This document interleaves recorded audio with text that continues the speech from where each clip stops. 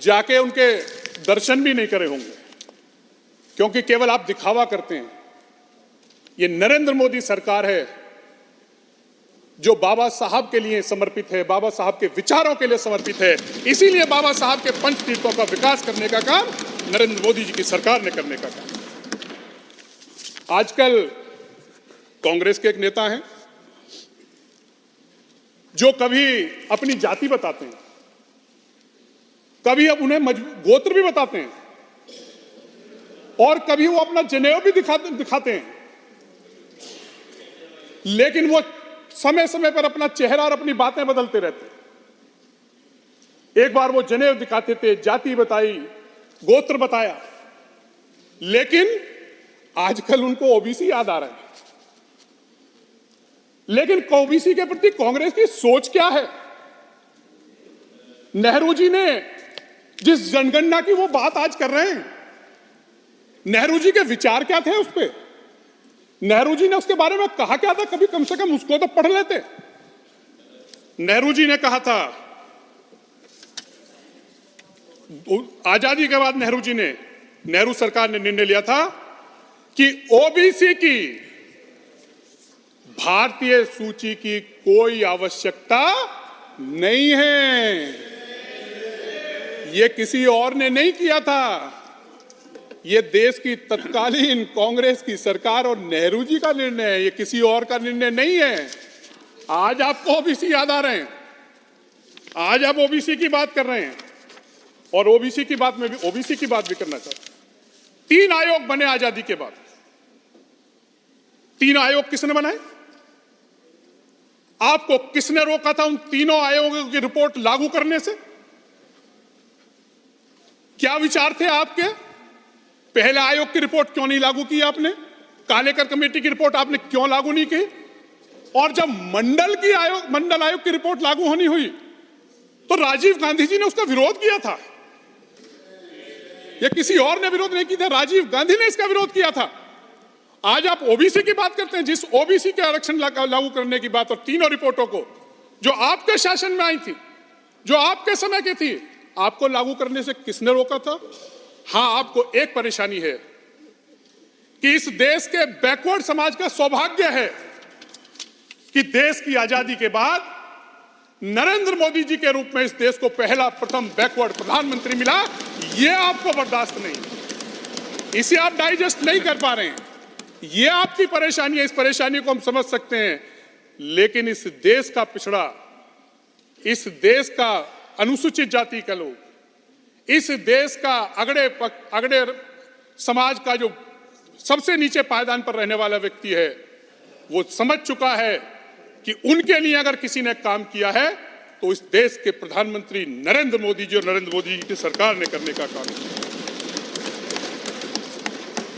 माननीय सभापति जी, अगर मैं ओबीसी की बात करूं, राजनीतिक नेतृत्व की बात करूं, प्रधानमंत्री जी के रूप में नरेंद्र मोदी जी हमें मिले, और अगर राजनीतिक भागीदारी की मैं बात करूं, राजनीतिक भागीदारी में अगर आप उठा लीजिए, आज सबसे ज्यादा ओबीसी के लोकसभा के सदस्य किस पार्टी के हैं? बीजेपी के।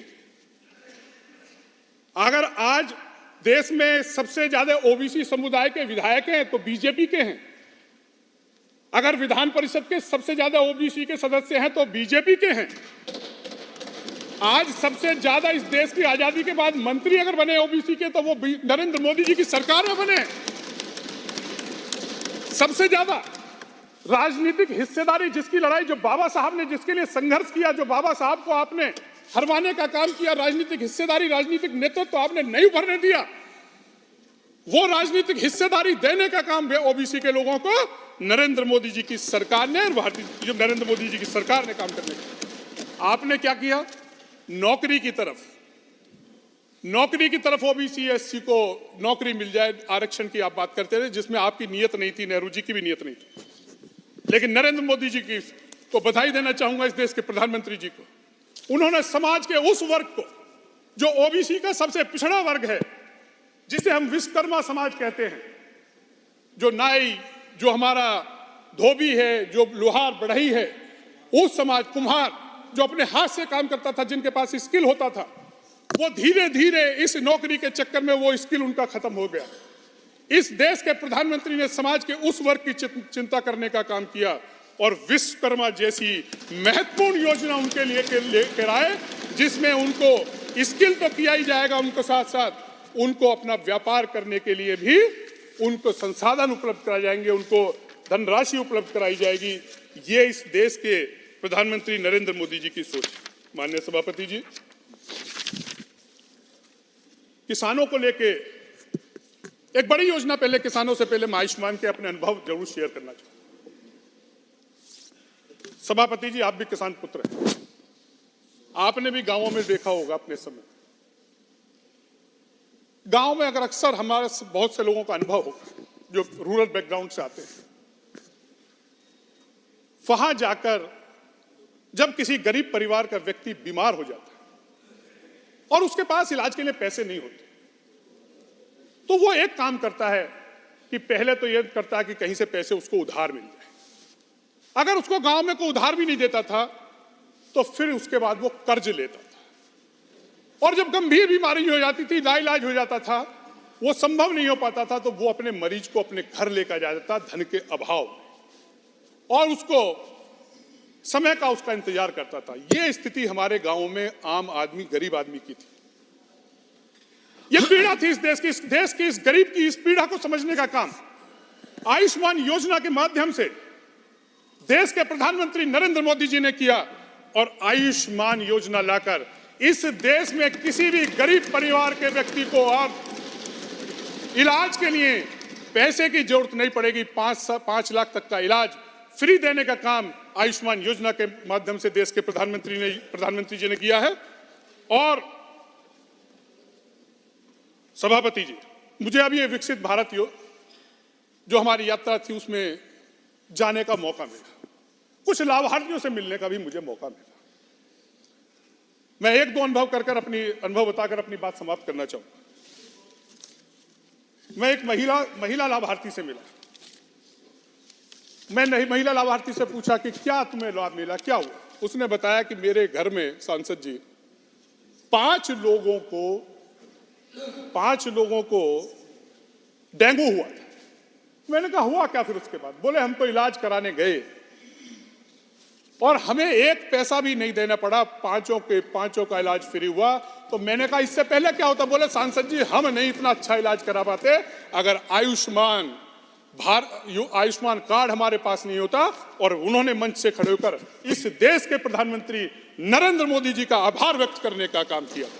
मैं बहुत ज्यादा समय नहीं लेते हुए अंत में एक बात कहकर, दूर लोगों को पास करते हैं, दूर लोगों को पास करते हैं, काम हर एक खास करते हैं, काम हर एक खास करते हैं।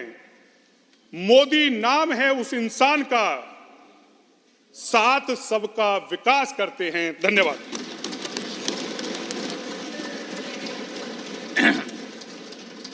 Honorable Prime Minister, to reply the discussion.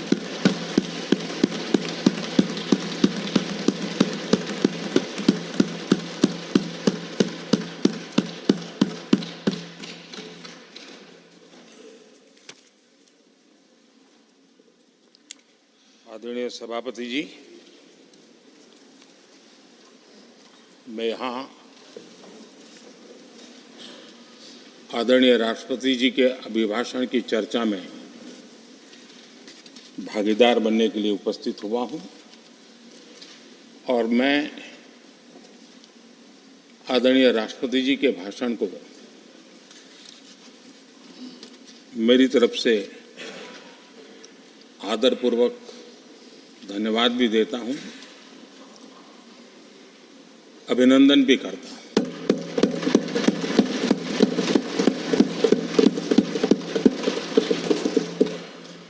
आदरणीय सभापति जी, ये 75वां गणतंत्र दिवस, ये अपने आप में एक महत्वपूर्ण माइलस्टोन है। और उस समय संविधान की यात्रा के इस महत्वपूर्ण पड़ाव पर राष्ट्रपति जी का भाषण, उसका एक ऐतिहासिक महत्व भी रहता है। और उन्होंने अपने भाषण में भारत के आत्मविश्वास की बात कही है, भारत के उज्जवल भविष्य के प्रति विश्वास को प्रकट किया है और भारत के कोटि कोटि जनों का जो सामर्थ्य है, उस सामर्थ्य को बहुत ही कम शब्दों में लेकिन बहुत ही शानदार तरीके से देश के सामने सदन के माध्यम से प्रस्तुत किया है। मैं राष्ट्रपति जी के इस प्रेरक उद्बोधन के लिए और राष्ट्र को दिशा निर्देश के लिए और एक प्रकार से विकसित भारत के संकल्प को सामर्थ्य देने के लिए हृदय से बहुत बहुत आभार व्यक्त करता हूं।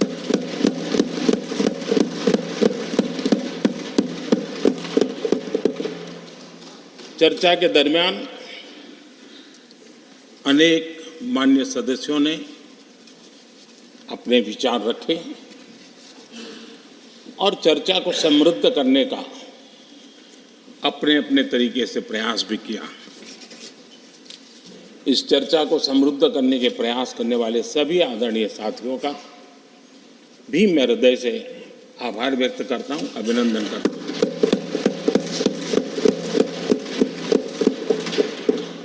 कुछ साथियों के लिए आलोचना करना, कड़वी बातें करना, ये उनकी मजबूरी थी। उनके प्रति भी मैं संवेदनाएं प्रकट करता हूं।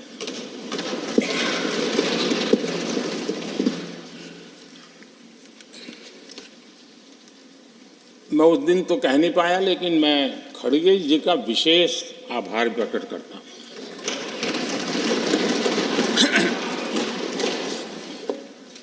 बहुत ध्यान से सुन रहा था खड़गे जी उस दिन में, और ऐसा आनंद आया, ऐसा आनंद आया, ऐसा बहुत कम मिलता है। लोकसभा में तो कभी कभी मिल जाता है, लेकिन आजकल वो दूसरी ड्यूटी पर है तो मनोरंजन कम मिलता है। लेकिन लोकसभा में मनोरंजन जो कमी हमें खल रही है, उस दिन आपने पूरी कर दी।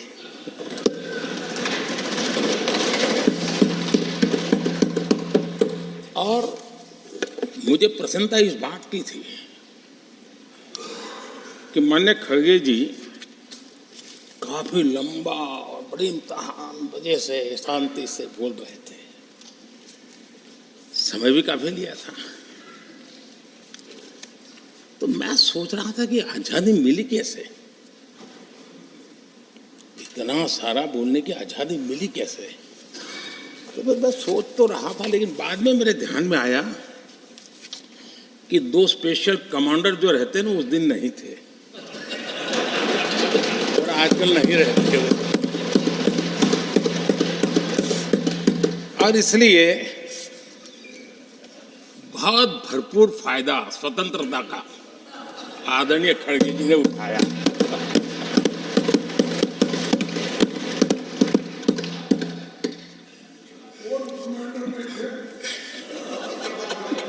और मुझे लगता है कि उस दिन खड़गे जी ने सिनेमा का एक गाना सुना होगा, ऐसा मौका फिर कहां मिलेगा।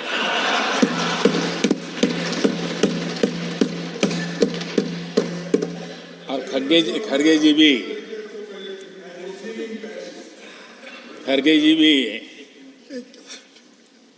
एम्पायर नहीं है, कमांडोज नहीं है, तो चौके छक्के मारने में मजा आ रहा था उनको। लेकिन एक बात खुशी की रही, उन्होंने जो 400 सीट एनडीए के लिए आशीर्वाद दिया था,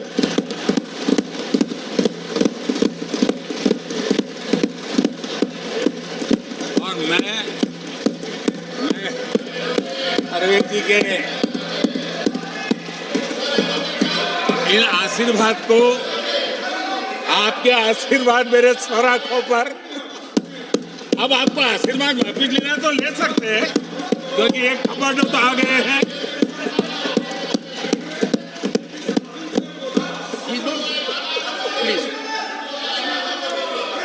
आदरणीय सभापति जी, मैंने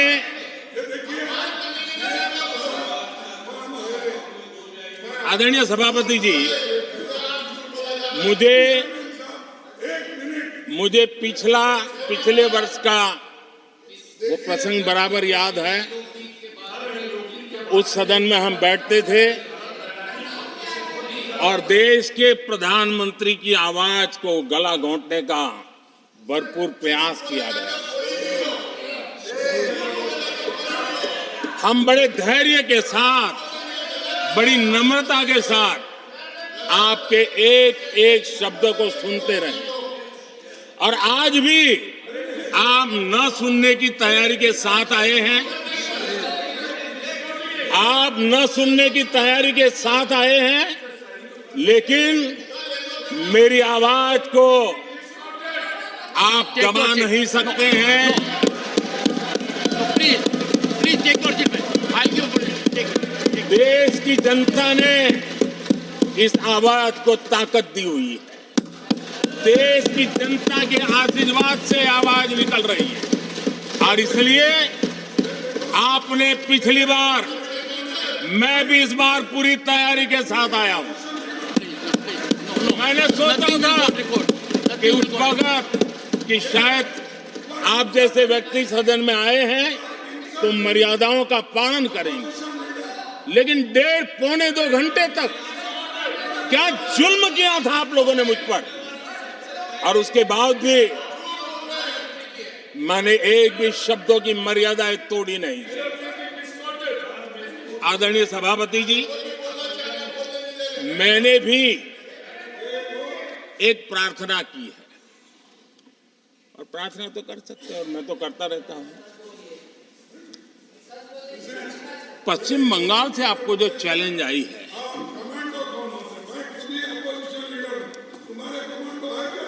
और पश्चिम बंगाल से चैलेंज आई है कि कांग्रेस 440 पार नहीं कर पाएगी, 40 पार नहीं कर पाएगी। मैं प्रार्थना करता हूं कि आप 40 बचा पाए।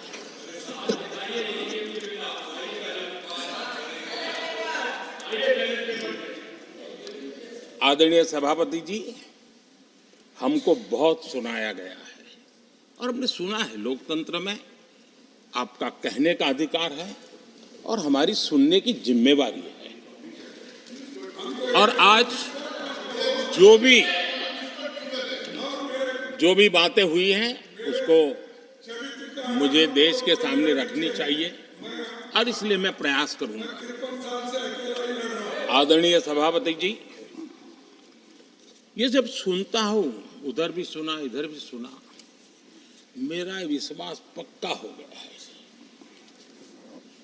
कि ये पार्टी सोच से भी आउटडेटेड हो गई है।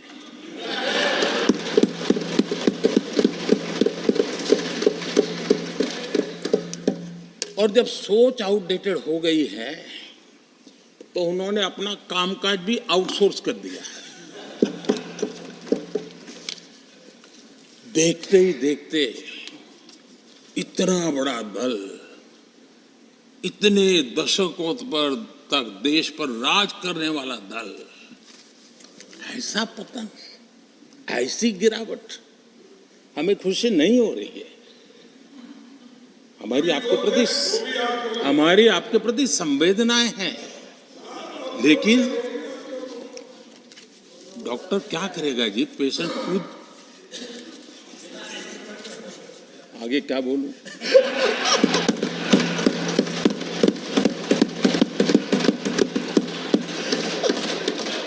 आदरणीय सभापति जी, ये बात सही है कि आज बहुत बड़ी बड़ी बातें होती हैं, सुनने की ताकत भी खो चुके हैं। लेकिन मैं तो देश के सामने बात रखने के लिए जरूर कहूंगा, जिस कांग्रेस ने सत्ता के लालच में सरेआम लोकतंत्र का गला घोंट दिया था, जिस कांग्रेस ने दर्जनों बार लोकतांत्रिक तरीके से चुन करके आई सरकारों को रातों रात भंग कर दी थी, बर्खास्त कर दिया, जिस कांग्रेस ने देश की संविधान लोकतंत्र की मर्यादा को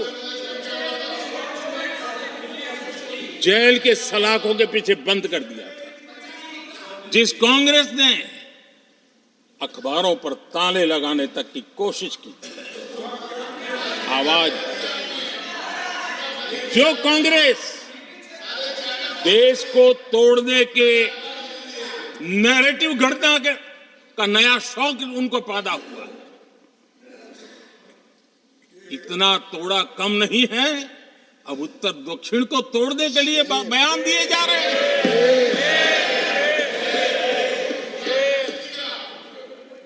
और ये कांग्रेस हमें लोकतंत्र और फेडरलिज्म उस पर प्रवचन दे रही है। आदरणीय सभापति जी, जिस कांग्रेस ने nothing, only the address will go on record. और भाषा के नाम पर देश को बांटने में कोई कसर नहीं छोड़ी, जिस कांग्रेस ने आतंकवाद और अलगाववाद को अपने हित में पनपने दिया, जिस कांग्रेस ने नॉर्थ ईस्ट को हिंसा, अलगाव और पिछड़ेपन में धकेल दिया, जिस कांग्रेस के राज में नक्सलवाद के लिए देश के लिए एक बहुत बड़ी चुनौती बनाकर के छोड़ दिया, जिस कांग्रेस ने देश की बहुत बड़ी जमीन दुश्मनों के हवाले कर दी, जिस कांग्रेस ने देश की सेनाओं का आधुनिकीकरण होने से रोक दिया, वो आज हमें राष्ट्रीय सुरक्षा और आंतरिक सुरक्षा के लिए भाषण दे रहे हैं। जिस कांग्रेस ने आजादी के बाद से ही कंफ्यूज रही, उनको उद्योग जरूरी है कि खेती जरूरी है, उसी कंफ्यूजन में गुजारा किया।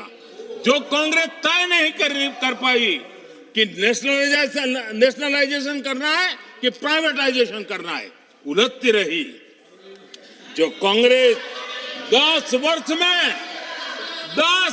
में 12 नंबर से 11 नंबर पर आर्थिक व्यवस्था ले आ पाई, 10 साल में 12 से 11 नंबर, और आप 12 से 11 आने में बहुत मेहनत नहीं पड़ती है। जैसे जैसे आगे बढ़ते हैं तो मेहनत और बढ़ती है। हम 10 साल में 5 नंबर पे ले आए, और ये कांग्रेस हमें यहां आर्थिक नीतियों पर लंबे लंबे भाषण सुना रही है। आदरणीय सभापति जी, जिस कांग्रेस ने ओबीसी को पूरी तरह आरक्षण नहीं दिया, जिसने सामान्य वर्ग के गरीबों को कभी आरक्षण नहीं दिया, जिसने बाबा साहब के बजाय बाबा साहब को भारत रत्न देने योग्य नहीं माना, अपने ही परिवार को भारत रत्न देते रहे, जिस कांग्रेस ने देश की गली सड़कों चौक चौराहे पर अपने ही परिवार के नाम के पाठ जड़ दिए हैं, वो हमें उपदेश दे रहे हैं, वो हमें सामाजिक न्याय पाठ पढ़ा रहे हैं। आदरणीय सभापति जी, जिस कांग्रेस के अपने नेता की कोई गारंटी नहीं है, अपनी नीति की कोई गारंटी नहीं है, वो मोदी की गारंटी पर सवाल उठा रहे हैं।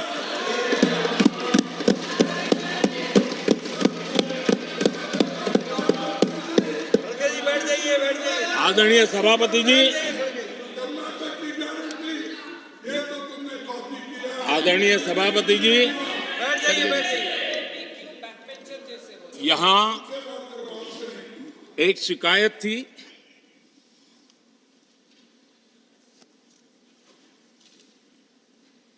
और उनको लगता है कि हम ऐसा क्यों कहते हैं, हम ऐसा क्यों देख रहे हैं। देश और दुनिया उनके 10 साल के कार्यकाल को ऐसे क्यों देखती थी? देश क्यों नाराज हो गया?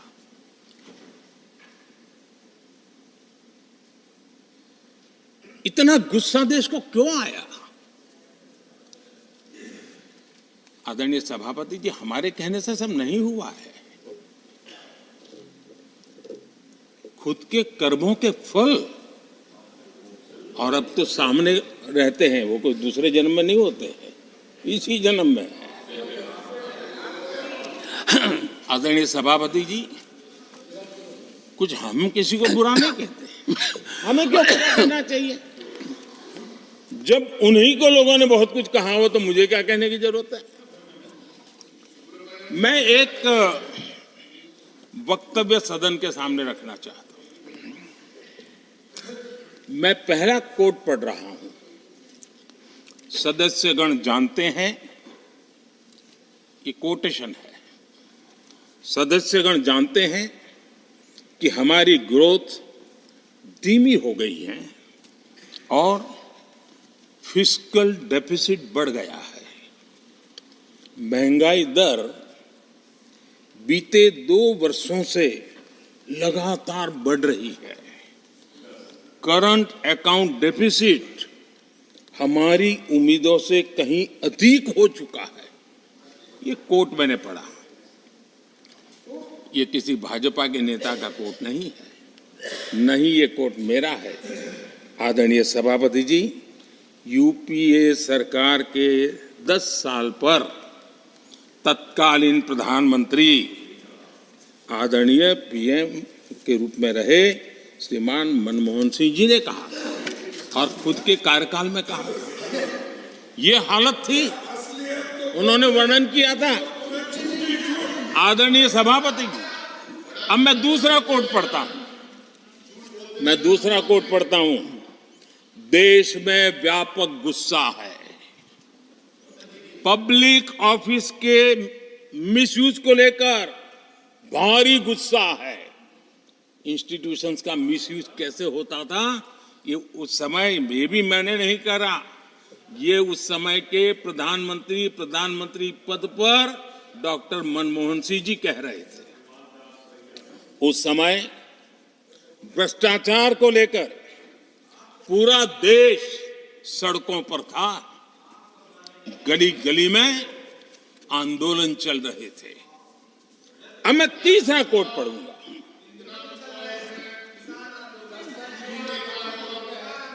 एक संशोधन की कुछ पंक्तियां हैं, इसको भी आप सुनिए।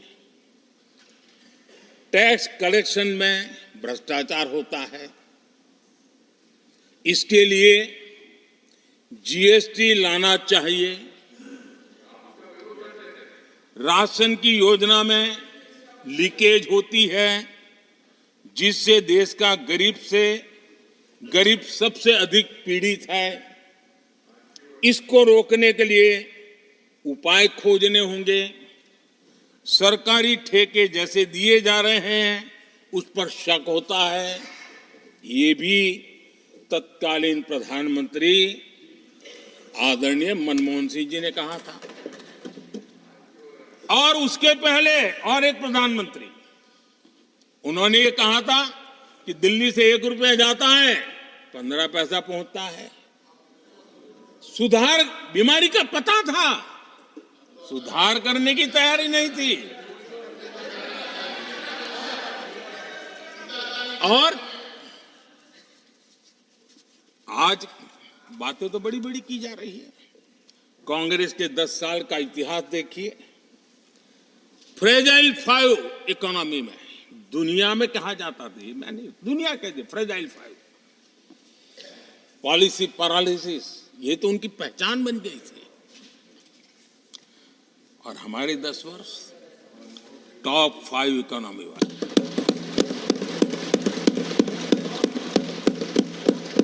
हमारे बड़े और निर्णायक फैसलों के लिए 10 साल याद किए जाएंगे। आदरणीय सभापति जी, हम उस कठिन दौर से बहुत मेहनत करके, सोच समझ करके देश को संकटों से बाहर लाए हैं। ये देश ऐसे ही आशीर्वाद नहीं दे रहा है। आदरणीय सभापति जी, यहां सदन में अंग्रेजों को याद किया गया। Unbecoming conduct. Please continue. No please please. आदरणीय सभापति जी, इस सदन में अंग्रेजों को याद किया गया। अब राजा महाराजाओं का तो अंग्रेजों के साथ गहरा नाता रहा था उस समय। तो अब मैं जरा पूछना चाहता हूं कि अंग्रेजों से कौन इंस्पायर्ड था। मैं तो ये तो नहीं पूछूंगा कि कांग्रेस पार्टी को जन्म किसने दिया था, ये तो मैं नहीं पूछूंगा। आजादी के बाद भी देश में गुलामी की मानसिकता को किसने बढ़ावा दिया? अगर आप अंग्रेजों से प्रभावित नहीं थे तो अंग्रेजों की बनाई दंड संहिता, पिनल कोड, आपने क्यों नहीं बदली? आदरणीय सभापति जी, अगर आप अंग्रेजों से प्रभावित नहीं थे तो अंग्रेजों के जमाने के सैकड़ों कानून क्यों चलते रहे? आप अगर अंग्रेजों से प्रभावित नहीं थे तो लाल बत्ती कल्चर, ये लाल बत्ती कल्चर इतने दशकों बाद भी क्यों चलता है? अगर आप अंग्रेजों से प्रभावित नहीं थे तो भारत का बजट शाम को 5 बजे इसलिए आता था क्योंकि ब्रिटिश पार्लियामेंट का सुबह शुरू होने का समय होता था। ये ब्रिटेन की पार्लियामेंट के समय के अनुकूल शाम 5 बजे बजट की परंपरा क्यों चलाए रखी थी आपने? कौन अंग्रेजों से इंस्पायर था? अब आप अंग्रेजों से प्रेरित नहीं थे तो हमारी सेनाओं के चिन्हों पर आज भी गुलामी के प्रतीक अब तक क्यों बने हुए थे? हम एक के बाद एक हटा रहे हैं। अगर आप अंग्रेजों से प्रेरित नहीं थे तो राजपथ को कर्तव्य पथ बनने के लिए मोदी का इंतजार क्यों करना पड़ा? आदरणीय सभापति जी, अगर आप अंग्रेजों से प्रभावित नहीं थे तो अंडमान और निकोबार, इन द्वीप समूहों पर आज भी अंग्रेजी सत्ता के निशान क्यों लटके पड़े थे? आदरणीय सभापति जी, अगर आप अंग्रेजों से प्रभावित नहीं थे तो इस देश के सेना के जवान देश के लिए मन मिटते रहे, लेकिन देश के जवानों के सम्मान में एक वॉर मेमोरियल तक आप बना नहीं पाए थे। क्यों नहीं बनाया? अगर आप अंग्रेजों से इंस्पायर्ड नहीं थे, प्रभावित नहीं थे, तो भारतीय भाषाओं को हीन भावना से क्यों देखा?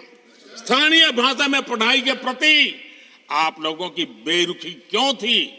आदरणीय सभापति जी, अगर आप अंग्रेजों से प्रेरित नहीं थे तो भारत को मदर ऑफ डेमोक्रेसी बताने में आपको कौन रोकता था? आपको क्यों महसूस नहीं हुआ कि दुनिया में? आदरणीय सभापति जी, मैं सैकड़ों उदाहरण दे सकता हूं कि आप किस प्रभाव में काम करते थे और देश को सुनते ये सारी बातें याद आने वाली है। आदरणीय सभापति जी, मैं एक और उदाहरण देना चाहता हूं। कांग्रेस ने नैरेटिव फैलाया और इस नैरेटिव का परिणाम क्या हुआ कि भारत की संस्कृति और संस्कारों मानने वाले लोगों को बड़े हीन भाव से देखा जाने लगा, ढकियानों से मानने लगा गया, और इस प्रकार से एक हमारे अतीत के प्रति अन्याय करने की नौबत आई है। अपनी मान्यताओं को गाली देते हैं, अपनी अच्छी परंपराओं को गाली देते हैं तो आप प्रोग्रेसिव हैं। इस प्रकार के नैरेटिव गढ़े जाने लगे देश में, और उसका नेतृत्व कहां होता था ये दुनिया भली भांति जानती है। दूसरे देश से आयात करना उसको गर्व का, और भारत की कोई चीज है तो दूसरे दर्जे की है, ये स्टेटस बना दिया गया था। ये स्टेटस सिंबल बाहर से आया, मेड इन फॉरेन स्टेटस बना दिया था।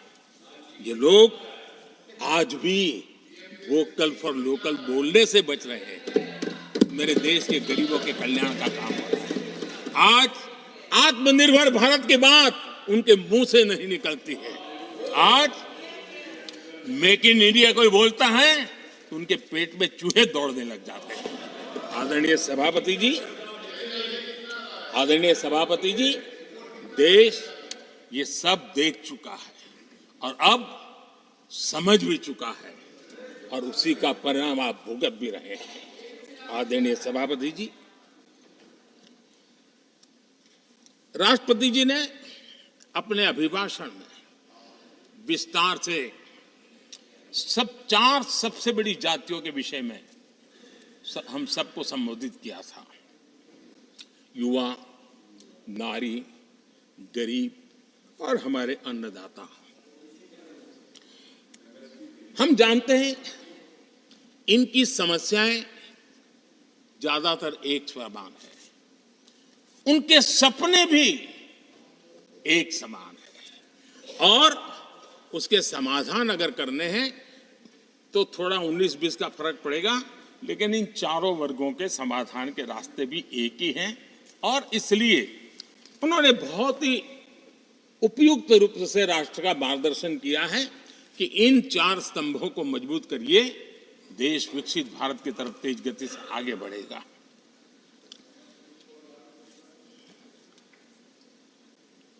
आदरणीय सभापति जी, अगर हम 21वीं सदी में हैं, हम विकसित भारत के सपने को इसी सदी में 2047 तक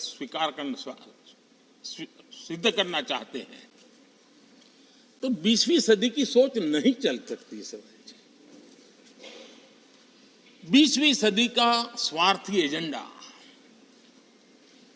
मैं और मेरा वाला जो खेल है ना, वो 21वीं सदी में देश को समृद्ध नहीं, विकसित भारत नहीं बना सकता है। कांग्रेस इन दिनों काफी बातें हो रही जाति की, फिर से एक बार क्यों जरूरत पड़ गई उनको मैं तो नहीं जानता हूं, लेकिन अगर उनको जरूरत पड़ी है तो पहले जरा अपने गरिबान में झांके, तो उनको पता चलेगा क्या किया है। दलित, पिछड़े और आदिवासी, कांग्रेस जन्मजात उनकी सबसे बड़ी विरोधी रही है।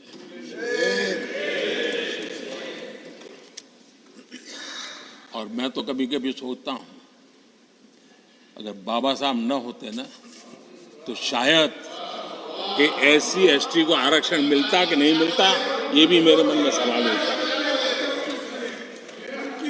आदरणीय सभापति जी, और मैं ये कह रहा हूं, इसके पीछे मेरे पास प्रमाण है। इनकी सोच आज से नहीं, उस समय से ऐसी है, मेरे पास प्रमाण। और मैं प्रमाण के सिवाय मैं यहां कहने के लिए नहीं आया। और जब बातें वहां से उठी हैं तो फिर तैयारी रखनी चाहिए उनको। मेरा परिचय तो हो चुका है, 10 साल हो गए।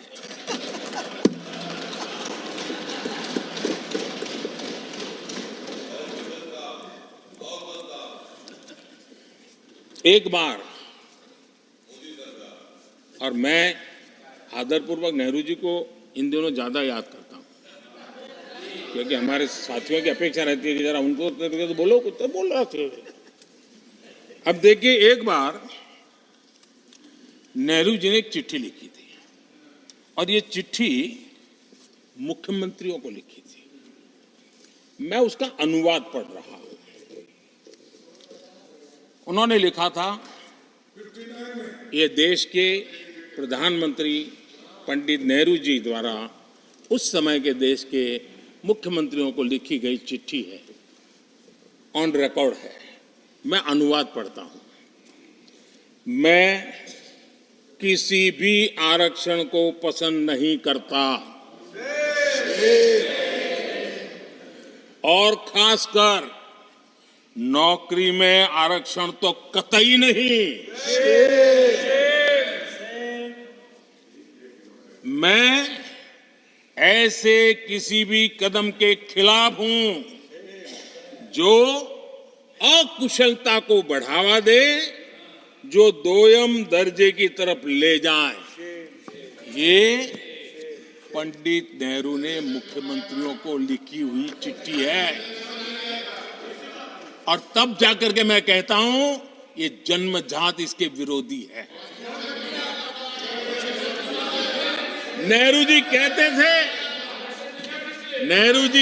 थे अगर एससी, एसटी, ओबीसी को नौकरियों में आरक्षण मिला तो सरकारी काम का स्तर गिर जाएगा। और आज जो आंकड़े गिनाते हैं ना कि इतने यहां है, इतने यहां है, उसका मूल यहां, क्योंकि उस समय उन्होंने रोक दिया था रिक्रूटमेंट ही मत करो। अगर उस समय सरकार में भर्ती हुई होती और वो प्रमोशन करते करते आगे बढ़ते तो आज यहां पर पहुंचते। सभापति जी, ये कोर्ट में पढ़ रहा हूं, आप वेरीफाई कर सकते हैं। मैं पंडित नेहरू का कोर्ट पढ़ रहा हूं।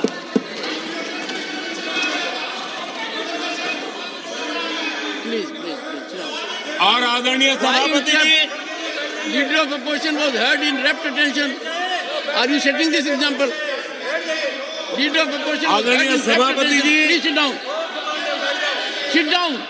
आप तो जानते हैं नेहरू जी ने जो कहा वो कांग्रेस के लिए हमेशा से पत्थर की लकीर होता है।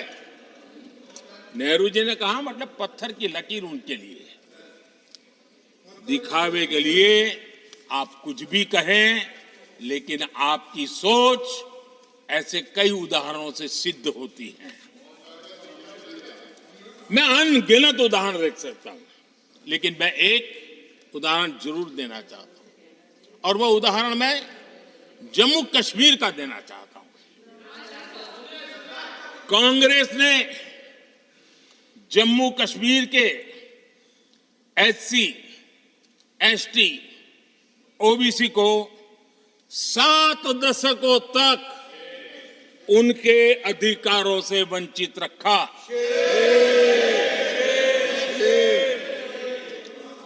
आर्टिकल 370 में हम कितनी जीतेंगे उसकी बात अभी नहीं कर रहा हूं। आर्टिकल 370 को निरस्त किया, तब जाकर के इतने दशकों के बाद एसटी, एसटी, ओबीसी को वो अधिकार मिले जो देश के लोगों को बरसों से मिले हुए थे, उसको रोक के रखा था। जम्मू कश्मीर में फॉरेस्ट राइट्स एक्ट उनको प्राप्त नहीं था। जम्मू कश्मीर में प्रिवेंशन ऑफ एट्रोसिटी एक्ट नहीं था। ये हमने 370 हटाकर ये अधिकार उनको दिए। हमारे एससी समुदाय में भी सबसे पीछे पीड़ित कोई रहा तो हमारा वाल्मीकि समाज रहा, लेकिन हमारे वाल्मीकि परिवारों को भी 7 दशक के बाद भी जम्मू कश्मीर में रहे लोगों की सेवा करते रहे, लेकिन डोमिसाइल का अधिकार नहीं दिया गया। ये है। और मैं आज देश को भी अवगत करना चाहता हूं कि स्थानीय निकायों में, लोकल सेल्फ गवर्नमेंट्स में ओबीसी के आरक्षण का विधेयक भी कल 6 फरवरी को लोकसभा में भी पारित हुआ।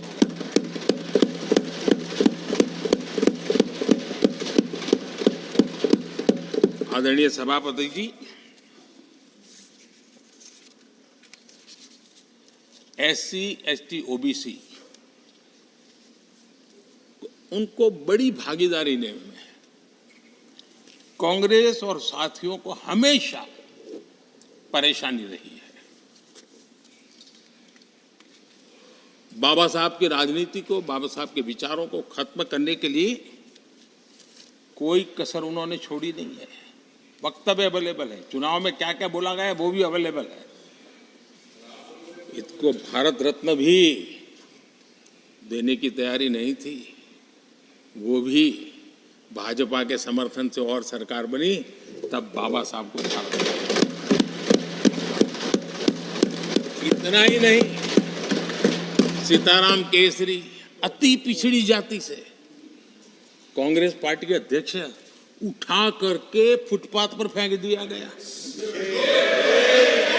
ओबीसी, वो वीडियो अवेलेबल है, वो देश ने देखा सीताराम केसरी के साथ क्या हुआ। और आदरणीय सभापति जी, इनके एक मार्गदर्शक अमेरिका में बैठे। सभापति जी, इनके एक मार्गदर्शक अमेरिका में बैठे। Sir, only the address will go on record. जो Only address, no. पिछले चुनाव में हुआ तो हुआ के लिए फेमस हो गए थे और कांग्रेस इस परिवार के काफी करीबी है। उन्होंने अभी संविधान निर्माता बाबा साहब आम्बेडकर के उनके योगदान को छोटा करने का भरपूर प्रयास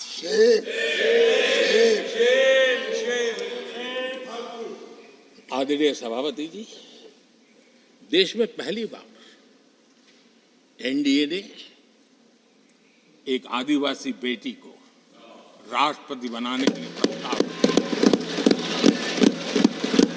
उनको उम्मीदवार बनाया। आपका हमसे वैचारिक विरोध हो वो एक बात है, अगर हमसे वैचारिक विरोध होता, आपने सामने कैंडिडेट खड़ा किया होता, मैं समझ सकता था, लेकिन वैचारिक विरोध नहीं था। क्यों? क्योंकि हमारे यहां से गया हुआ व्यक्ति आपने उम्मीदवार बनाया, इसलिए वैचारिक विरोध नहीं था। आपका विरोध एक आदिवासी बेटी के लिए था और इसलिए आपने, और ये जब सांगमा जी चुनाव लड़ रहे वो भी एक आदिवासी नॉर्थ ईस्ट, उनके साथ भी यही किया गया था।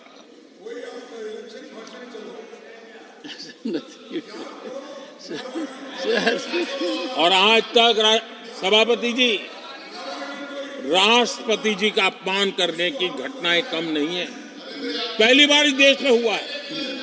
उनके जिम्मेवार लोगों के मुंह से ऐसी बातें निकली है, शर्म से माथा झुक जाए। राष्ट्रपति के लिए ऐसी भाषा बोली गई है, मन में जो कसक पड़ी है ना, वो कहीं न कहीं इस प्रकार से निकलते रहती है। एनडीए के अंदर हमने 10 साल काम करने का मौका मिला। हमने पहले दलित को और अब आदिवासी को, हमने हमेशा हमारी प्राथमिकता क्या है सब परिचय दिया।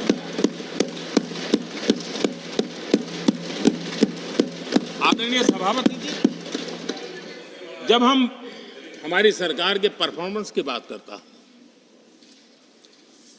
एनडीए की जो गरीब कल्याण की नीतियों की बातें करता हूं, थोड़ा सा अगर उस समाज को निकट से जानते हो, आखिर कौन समाज है लाभार्थी, कौन लोग हैं?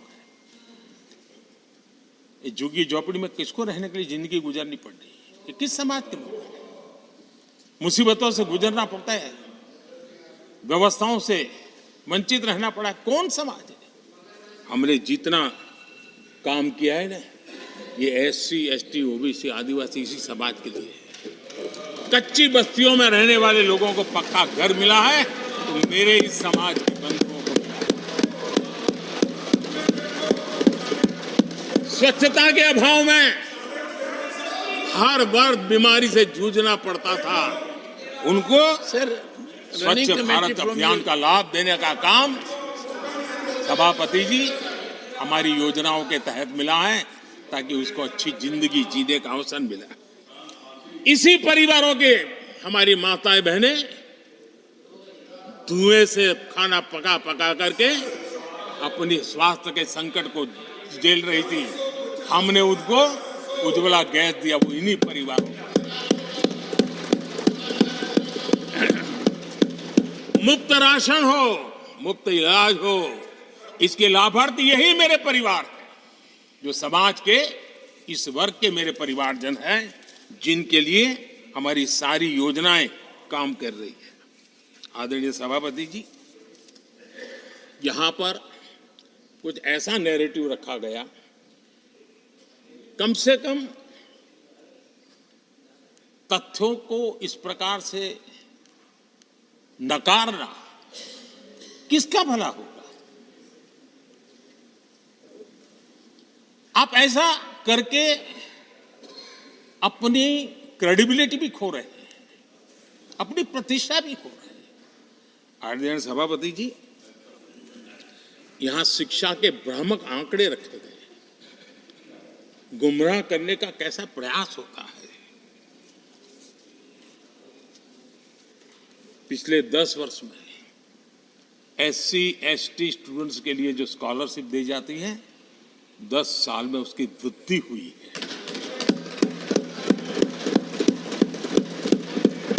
इन 10 वर्षों में स्कूलों में, हायर एजुकेशन में नामांकन की संख्या भी बहुत बढ़ी है और ड्रॉप आउट बहुत तेजी से कम हुआ। आदरणीय सभापति जी,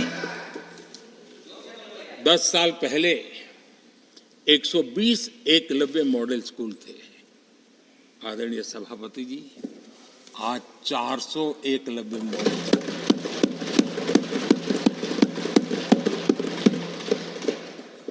आप इन चीजों को क्यों नकारते हैं, क्यों ऐसा करते हैं, मुझे समझ नहीं आता। सभापति जी, पहले एक सेंट्रल ट्राइबल यूनिवर्सिटी थी, आज 2 सेंट्रल ट्राइबल यूनिवर्सिटीज हैं।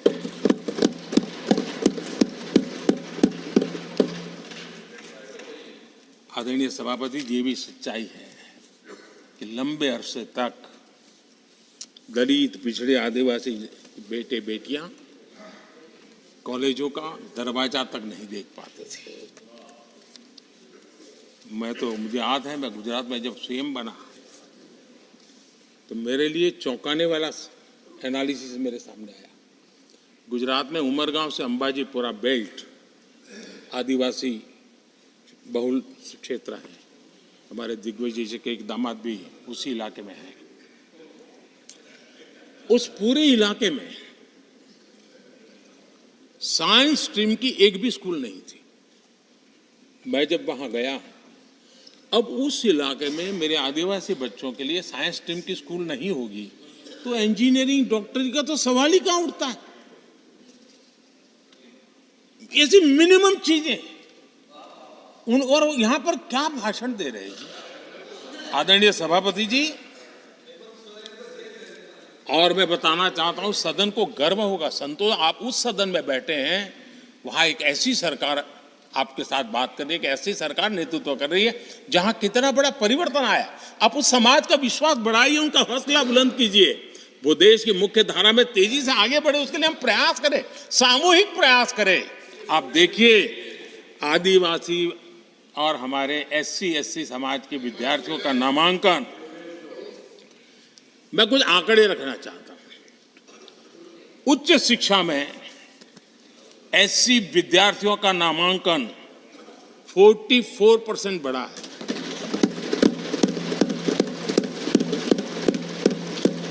उच्च शिक्षा में ST विद्यार्थियों का नामांकन 65% बढ़ा है। हायर एजुकेशन में OBC समाज के विद्यार्थियों का नामांकन में 45% बढ़ोतरी और जब मेरे गरीब, दलित, पिछड़े, आदिवासी, वंचित उन परिवार के बच्चे हायर एजुकेशन में जाएंगे, डॉक्टर बनेंगे, इंजीनियर बनेंगे, उस समाज के अंदर एक नया वातावरण पैदा होगा। और उस दिशा में हमारी कोशिश यही है कि मूलभूत समस्याओं का समाधान करने के लिए थोड़ा समय लगे, लेकिन मजबूती से काम करें। और इसलिए हमने एजुकेशन पर इस प्रकार से बल दे के काम किया है।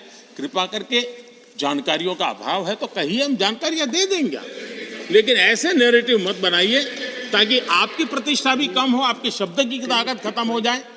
आप पर दया आ जाती है कभी कभी।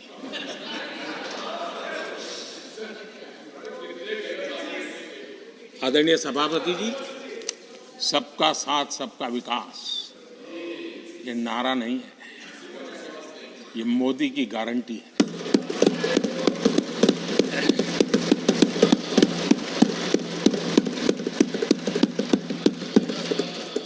और जब इतने सारे काम करते हैं, मुझे किसी ने कविता लिख करके भेजी थी, कविता तो बड़ी लंबी है, तो उसमें एक वाक्य है, मोदी की गारंटी का दौर है, मोदी की गारंटी का दौर है, नए भारत की भोर, नए भारत की भोर, आउट ऑफ वारंटी चल रही दुकानें, आउट ऑफ वारंटी चल रही दुकानें, खोजे अपनी ठोर।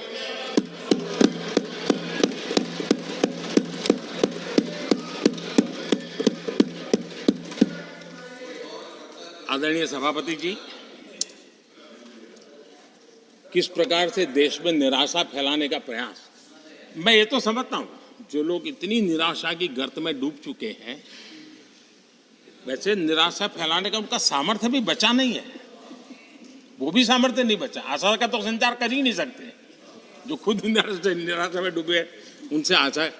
लेकिन देश में हर जगह जहां बैठो वहां निराशा निराशा निराशा फैलाने का जो खेल चल रहा है और सच्चाई को नकार करके हो रहा है,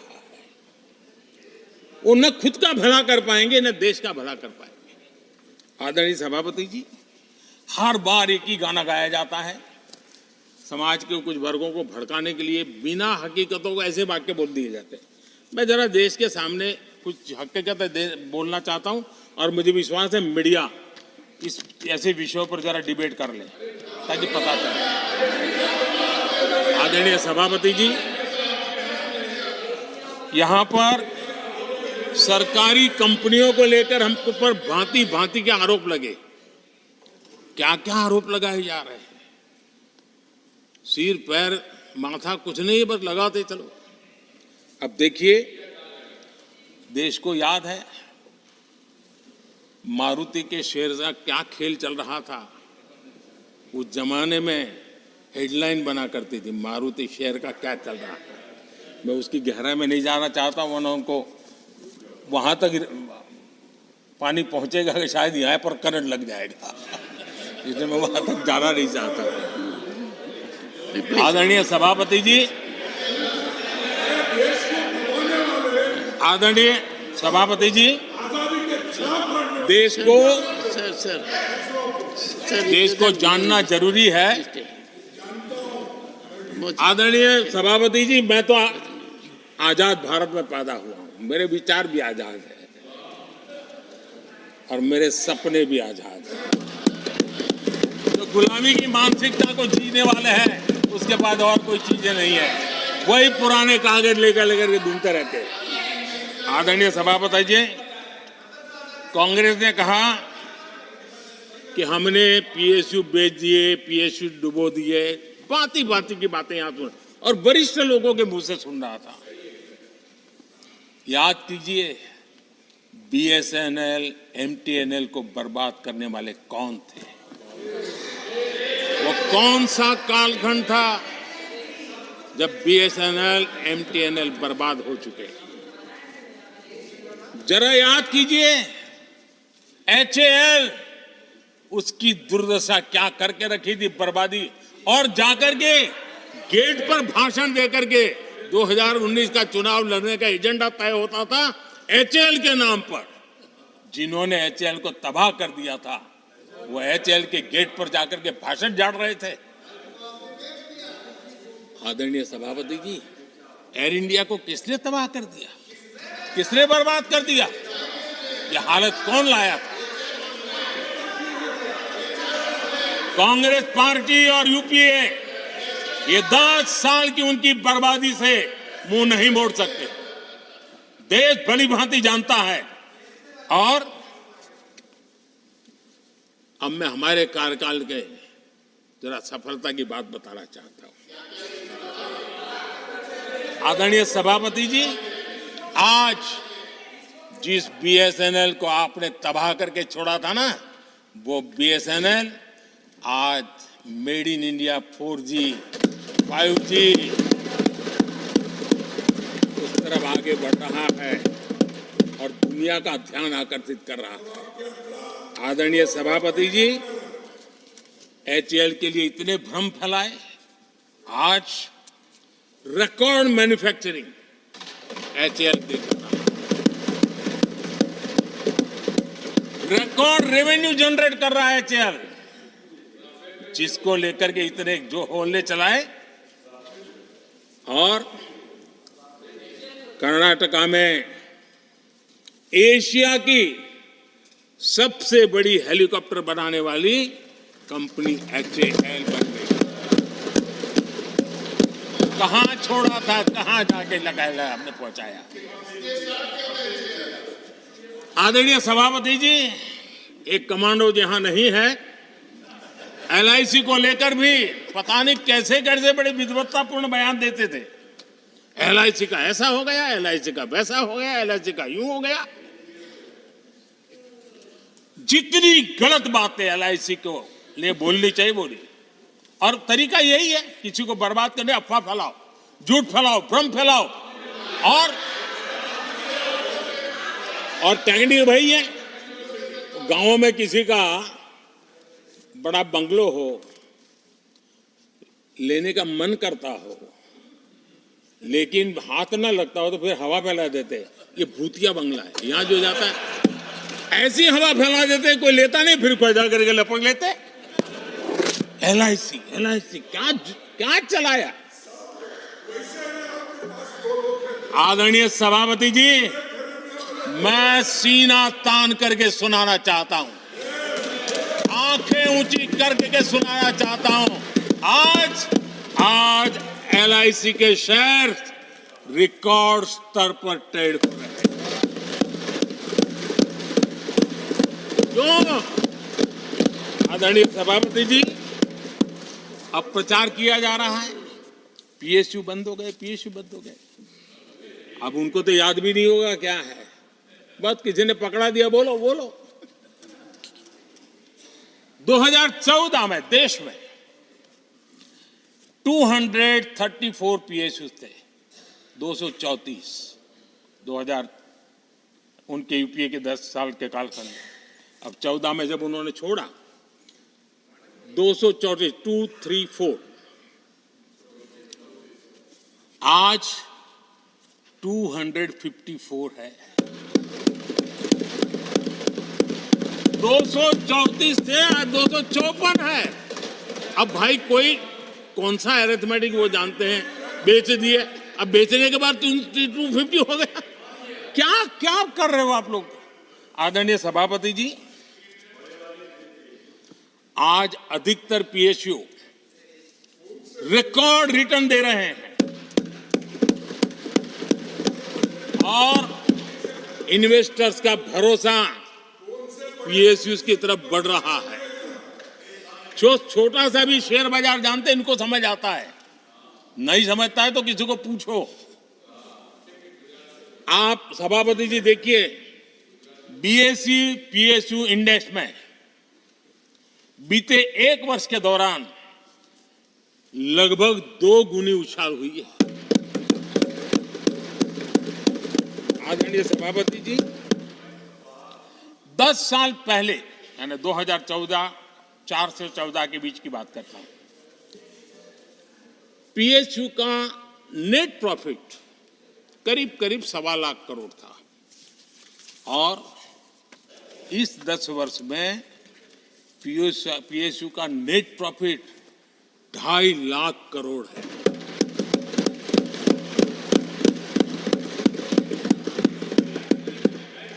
दस वर्ष में,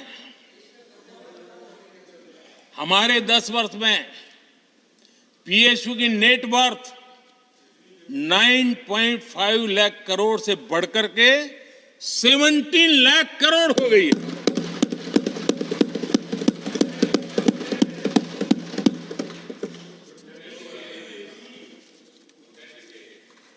आदरणीय सभापति जी,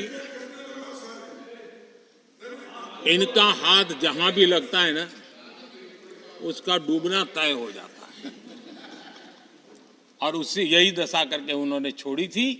हम मेहनत करके इतनी बाहर लाए, इतनी प्रतिष्ठा बढ़ी है। आपको खुशी होनी चाहिए, भ्रम मत फैलाइए, बाजार में हवा ऐसी न फैलाइए कि देश के सामान्य निवेशक के मन को उलझन में आ जाए। ऐसा काम आप नहीं कर सकते। आदरणीय सभापति जी, इन लोगों की मर्यादा इतनी है, अब इन्होंने अपने युवराज को एक स्टार्टअप बना करके दिया है। अब वो नॉन स्टार्टर है।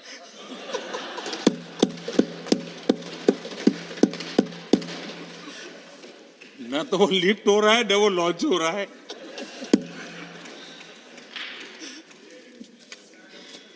आदरणीय सभापति जी,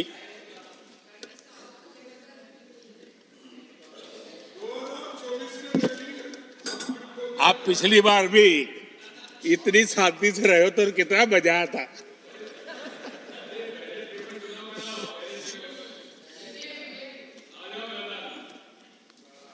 आदरणीय राष्ट्रपति जी, आदरणीय सभापति जी,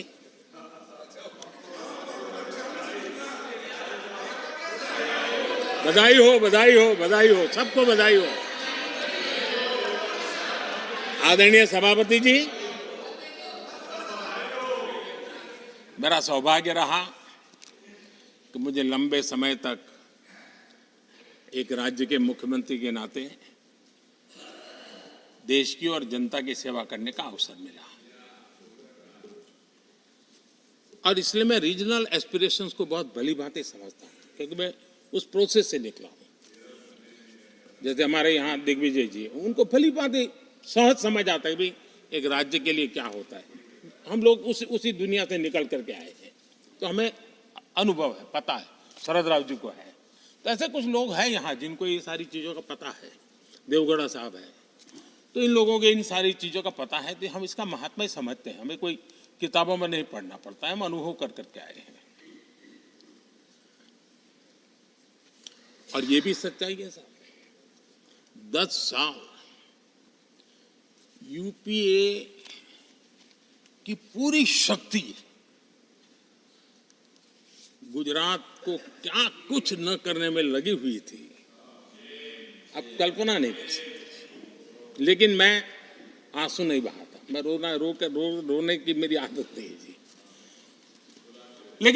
लेकिन तब भी उतने संकटों के बावजूद भी, उतने जुल्म के बाद भी, हर प्रकार की मुसीबतों को झेलते हुए भी, मेरी तो मुसीबत ऐसी थी कि यहाँ किसी मिनिस्टर से मुझे अपॉइंटमेंट नहीं मिलती थी।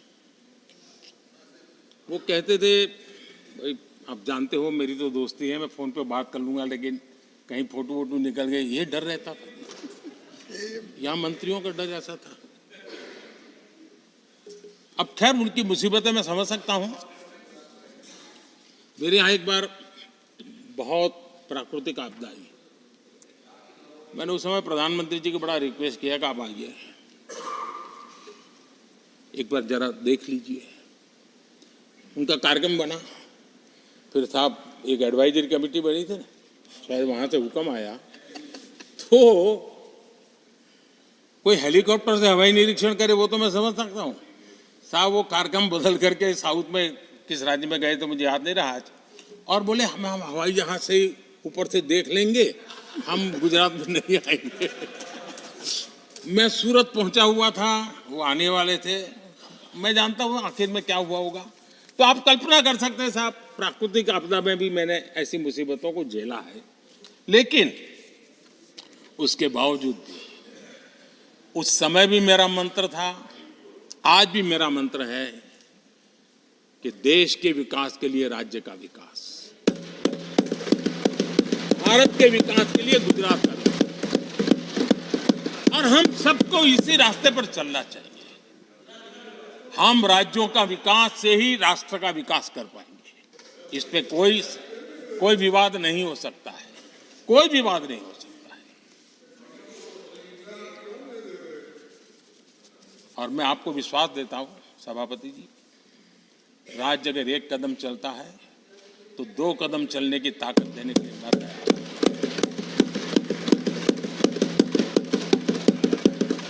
कोऑपरेटिव फेडरलिज्म क्या होता है, और मैंने तो हमेशा कहा कॉम्पिटिटिव कोऑपरेटिव फेडरलिज्म। आज देश को जरूरत है कॉम्पिटिटिव कोऑपरेटिव फेडरलिज्म। हमारे राज्यों के बीच में तंदुरुस्त स्पर्धा हो ताकि हम तेजी से देश में आगे बढ़े। एक सकारात्मक सोच के साथ हमको चलने की जरूरत है। और मैं ये राज्य में था तब भी इसी विचारों को लेकर के काम करता था, इसलिए चुपचाप सहता भी था। आदरणीय सभापति जी, कोविड एक उदाहरण है। इतना बड़ा संकट आया दुनिया का, ऐसे संकट के समय राज्य के मुख्यमंत्रियों के साथ 20 बैठकें की उस कालखंड में, एक एक बात का विचार विमर्श करके साथ लेकर के, और सभी राज्यों का सहयोग, एक टीम बन करके केंद्र और राज्य ने काम किया। दुनिया जिस मुसीबत को झेल नहीं पाई, हम सब ने मिल करके, किसी एक को क्रेडिट मैं कभी नहीं दूंगा, सब ने मिल करके इस देश को बचाने के लिए जो हो सकता है, राज्यों को भी उसकी क्रेडिट लेने का पूरा अधिकार है। इस सोच में हमने काम किया। आदरणीय सभापति जी, G20 का आयोजन हम दिल्ली में कर सकते थे। हम दिल्ली में इन बड़े बड़े नेताओं के बीच रह करके सब कुछ क्या नहीं कर, पहले हुआ ही है। हमने ऐसा नहीं किया। हमने G20 का पूरा यश राज्यों को, दिल्ली में एक मीटिंग की तो राज्य में 200, एक एक राज्य को एक्सपोजर मिले दुनिया में। ये गलती से नहीं हुआ, योजना के तरीके से हुआ है। मेरे लिए किसकी सरकार है इसके आधार पर मैं देश नहीं चलाता। हम सब मिलकर के देश आगे बढ़ाना चाहते हैं, इस भूमिका से काम किया है। आदरणीय सभापति, हमारे देश में विदेश के मेहमान आते थे तो मेरे आने के बाद आ रहे था, थोड़ा पहले भी आते थे। आज विदेशी मेहमान आते हैं तो मेरा आग्रह रहता है कि आपको एक दिन किसी राज्य में जाना चाहिए। मैं उनको लेते के जाता हूं राज्यों में, ताकि उनको पता चले कि मेरा देश यानी दिल्ली नहीं है, मेरा देश चेन्नई में भी है, मेरा देश बेंगलुरु में भी है, मेरा देश हैदराबाद में भी है, मेरा देश पुरी में भी है, भुवनेश्वर में भी है, मेरा देश कलकत्ता में भी है, मेरा देश गुवाहाटी में भी है। पूरे दुनिया को मेरे देश के हर कोने का एक्सपोजर मिले, इसके लिए हम कोशिश करते हैं। वहां की सरकार का सहयोग असहयोग इसके तराजू पर नहीं तोड़ते। एक ईमानदारी से इस देश के भविष्य के लिए पूरे विश्व मेरे भारत को जाने, इसके लिए हम इस प्रयास करते हैं। और मैं अभी भी 26 जनवरी को इतना बड़ा काम रहता है, सबको मालूम है। उसके बाद भी मैं 25 तारीख को फ्रांस के राष्ट्रपति को राजस्थान की गलियों में घुमा रहा था। मैं दुनिया को पता चले कि मेरा राजस्थान ऐसा है।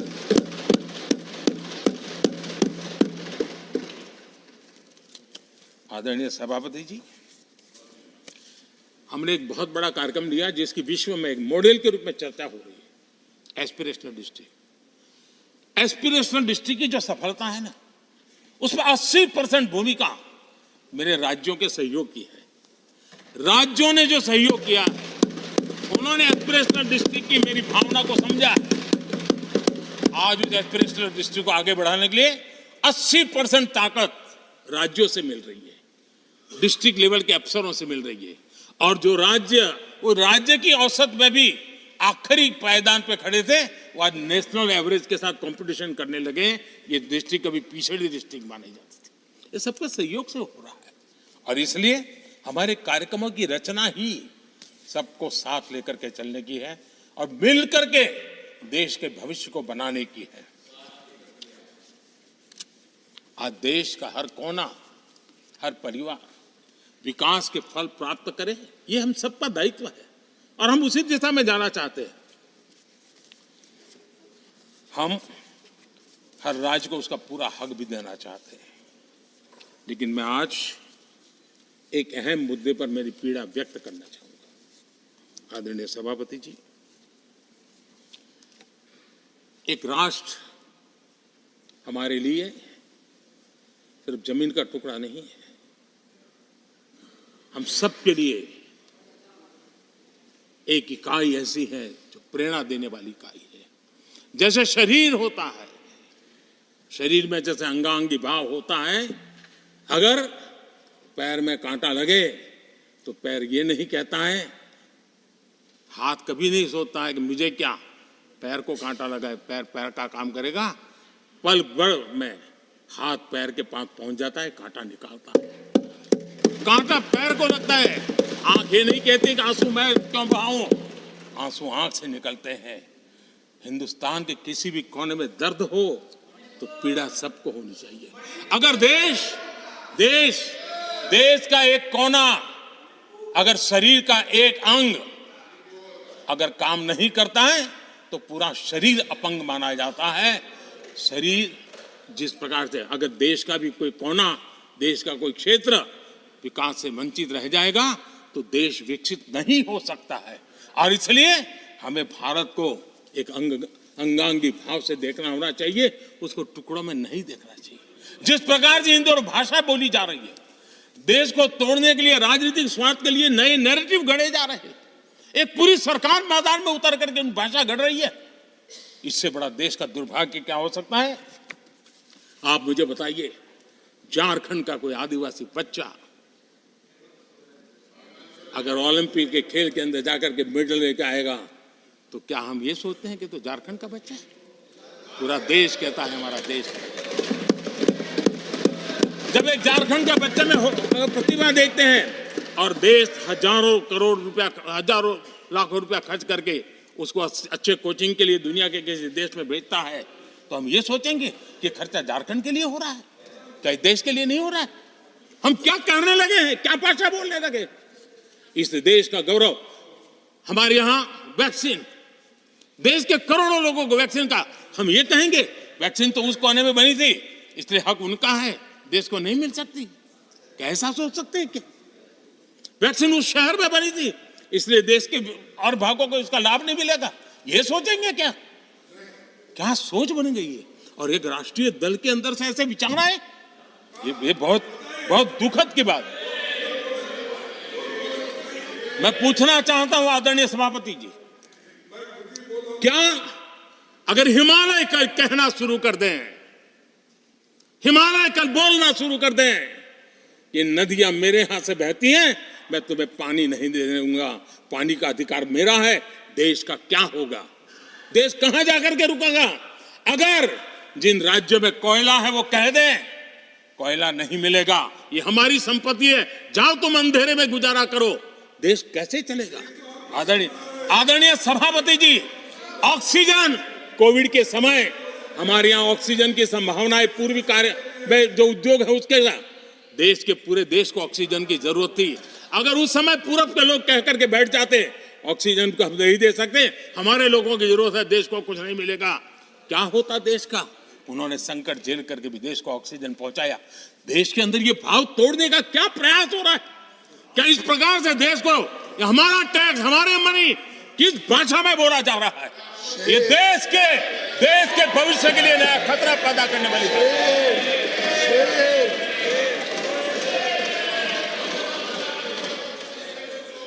देश को तोड़ने के लिए नए नए नैरेटिव खोजना बंद कर दीजिए। देश को आगे बढ़ना है, देश को एक साथ लेकर के चलने का प्रयास कीजिए। आदरणीय सभापति जी, पिछले 10 वर्ष नीति और निर्माण के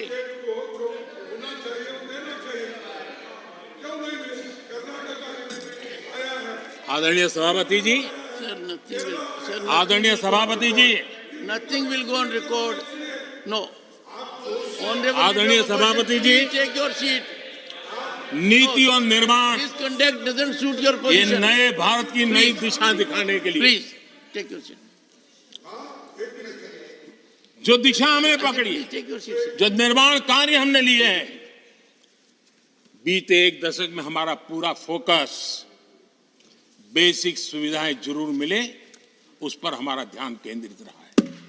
आदरणीय सभापति जी, हर परिवार का जीवन स्तर ऊपर उठे, उसके जीवन में ईज ऑफ लिविंग बढ़े। अब समय की मांग है उसकी क्वालिटी ऑफ लाइफ में हम कैसे सुधार लाए। हम आने वाले दिनों में हमारी पूरी शक्ति, पूरा सामर्थ्य ईज ऑफ लिविंग से एक कदम आगे बढ़ करके क्वालिटी ऑफ लाइफ की तरफ हम बढ़ाना चाहते हैं। हम उसके लिए जाएंगे। आदरणीय सभापति जी, आने वाले 5 वर्ष न्यू मिडिल क्लास जो गरीबी से निकल करके बाहर आए हैं, ऐसे न्यू मिडिल क्लास को नई ऊंचाई और सशक्त बनाने के लिए हम अनेक विध कार्य पहुंचाने के लिए पूरा प्रयास करने वाले हैं। और इसलिए हमने सामाजिक न्याय का जो मोदी कवच दिया है ना, उस मोदी कवच को और मजबूत बनाया और ताकत देने वाले हैं। आदरणीय सभापति जी, आजकल जब हम कहते हैं कि 25 करोड़ लोग गरीबी से बाहर आए, तो ऐसा कुतर्क दिया जाता है कि 25 करोड़ बाहर आए तो फिर 80 करोड़ को खाना अनाज क्यों देते हो।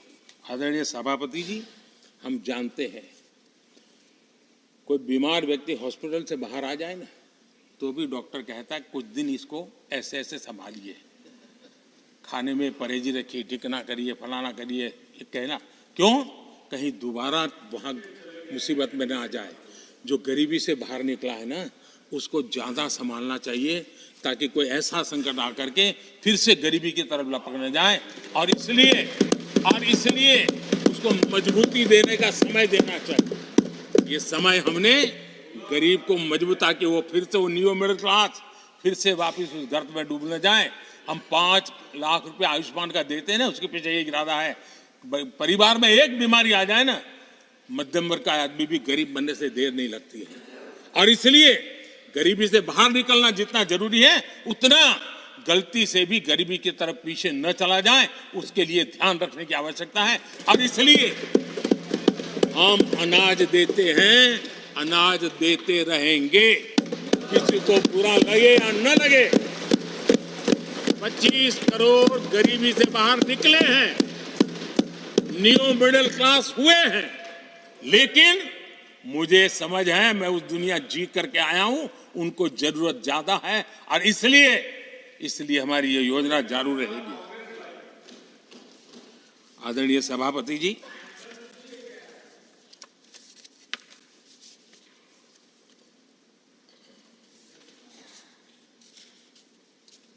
देश जानता है आदरणीय सभापति जी, और इसीलिए मैंने गारंटी दी है। मेरी गारंटी है गरीबों के 5 लाख रुपए तक की इलाज की सुविधा आगे भी मिलती रहेगी। मेरी गारंटी है, मोदी की गारंटी है। 80% डिस्काउंट से जो दवाइयां मिल रही हैं, जिसका लाभ मध्यम वर्ग गरीब को मिल रहा है, वो मिलता रहेगा। आदरणीय सभापति जी, मोदी की गारंटी है कि किसानों को जो सम्मान निधि मिल रही है, वो सम्मान निधि चालू रहेगी, ताकि विकास की यात्रा में वो ताकत के साथ जुड़ जाए। आदरणीय सभापति जी, गरीबों को पक्के घर देने का मेरा अभियान है। अगर परिवार बड़ा होता है, नया परिवार बनता है, पक्के घर देने का मेरा कार्यक्रम जारी रहेगा। नल से जल योजना मेरा पक्का इरादा है और मेरा पक्की गारंटी है कि नल से जल, हम नए शौचालय बनाने की जरूरत पड़ेगी, मेरा पक्की गारंटी है, जारी रखेंगे।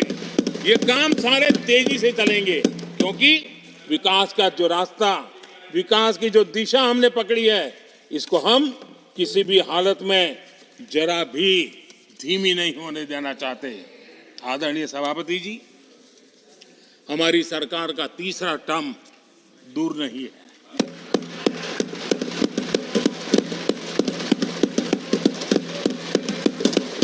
कुछ लोग इसे मोदी 3.0 कहते हैं। मोदी 3.0 विकसित भारत की नींव को मजबूत करने के लिए पूरी शक्ति लगा देती है। आदरणीय सभापति जी, अगले 5 साल में भारत में डॉक्टरी की संख्या पहले की तुलना में अनेक गुना बढ़ेगी। मेडिकल कॉलेजों की संख्या बढ़ेगी। इस देश में इलाज बहुत सस्ता और सुलभ हो जाएगा। आदरणीय सभापति जी, अगले 5 साल में हर गरीब के घर में नल से जल का कनेक्शन होगा। आदरणीय सभापति जी, आने वाले 5 साल में उन गरीब को पीएम आवास जो देने हैं, एक भी वंचित नहीं रहे, इसका पक्का ख्याल रखा जाएगा। अगले 5 साल सोलर पावर से बिजली बिल जीरो। बिजली बिल जीरो। देश के कितने नागरिकों, करोड़ों नागरिकों को बिजली बिल जीरो। और ठीक अगर आयोजन करेंगे तो अपने घर पर बिजली बना करके बेच करके कमाई कर पाएंगे। ये अगले 5 साल का कार्यक्रम है। आदरणीय सभापति जी, अगले 5 साल देश में पाइप से गैस के कनेक्शन पूरे देश में नेटवर्क बनाने का भरपूर प्रयास किया जाएगा। सभापति जी, आने वाले 5 साल हमारी युवा शक्ति का दम पूरी दुनिया देखेगी। आप देखना आदरणीय सभापति जी, हमारे युवा स्टार्टअप्स, युवाओं के यूनिकॉर्न, इसकी संख्या लाखों में होने वाली है। और इतना ही नहीं, टियर 2, टियर 3 सिटी नए स्टार्टअप से उसकी एक नई पहचान के साथ उभरने वाला है। ये मैं 5 साल का चित्र मेरे सामने देख रहा हूं। आदरणीय सभापति जी, रिसर्च फंडिंग, उसकी वृद्धि का प्रभाव आप देखना। पिछले 7 दशक में जितने पेटेंट नहीं हुए हैं, उतने रिकॉर्ड पेटेंट फाइल होने का दिन आने वाले 5 साल में मैं देख रहा हूं। आदरणीय सभापति जी, आज मेरे मध्यम वर्ग के लाखों बच्चे विदेशों में पढ़ने के लिए चले जाते हैं। मैं वो स्थिति लाना चाहता हूं कि मेरे बच्चों के लाखों रुपए बच जाएं, मेरे देश के मध्यम वर्ग के सपने पूरे हो, बेस्ट यूनिवर्सिटी मेरे देश में हो, उच्चतम शिक्षा उनको मेरे देश में मिले और मेरे बच्चों का, उनके परिवार का पैसा बचे। इसलिए मैं कह रहा, आदरणीय सभापति जी, आने वाले 5 साल आप देख रहा, कोई भी इंटरनेशनल खेल की कंपटीशन ऐसी नहीं होगी जिसमें भारत का झंडे हर जगह बनना था। मैं देखने वाला हूं 5 साल खेल जगत के अंदर दुनिया में भारत के युवा की शक्ति की पहचान देना है। आदरणीय सभापति जी, आने वाले 5 साल में भारत का पब्लिक ट्रांसपोर्ट पूरी तरह ट्रांसफॉर्म होने वाला है। अगले 5 साल में गरीब और मिडिल क्लास को तेल और शानदार यात्रा की सुविधाएं बहुत आसानी से मिलने वाली है, तेज मिलने वाली है, पूरी ताकत से व्यवस्था होने वाली है। अगले 5 साल में देश बुलेट ट्रेन भी देखेगा और देश वंदे भारत ट्रेन का विस्तार भी देखेगा।